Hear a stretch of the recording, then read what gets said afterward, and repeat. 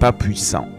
Le problème, c'est que le vase qui doit être utilisé est tellement rempli de saleté que la présence de Dieu ne peut subsister dans ce vase.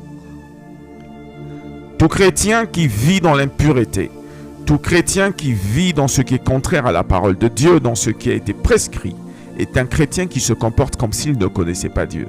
Alors tu te comportes comme si tu ne connaissais pas Dieu et tu t'attends à ce que ce Dieu-là que tu ne veux pas connaître ou que tu évites de connaître puisse te bénir. C'est être malhonnête et ce n'est pas être sérieux. On peut comprendre les païens qui ne connaissent pas Dieu, mais ceux à qui les voies de Dieu ont été dévoilées n'ont aucune raison de marcher dans l'impureté, de marcher dans l'impudicité. Vous aimez trop le monde. C'est trop. Vous aimez trop le monde. Un monde qui est censé être détruit. C'est le monde que vous aimez. Un chrétien toujours à la mode. Un chrétien qui aime toujours voir des belles femmes. Un chrétien qui aime toujours voir des beaux garçons. Un chrétien qui aime voir tout ce qui est impur, tout ce qui est sexuel. Et on se prétend chrétien. Et la parole de Dieu dit, c'est à cause de vous que le nom de Dieu est blasphémé parmi les païens.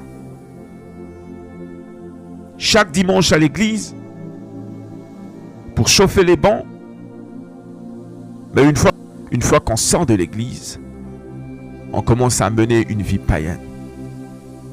On s'habille comme si on était des païens. On parle comme si on était des païens. On vit dans la fornication plus que les païens.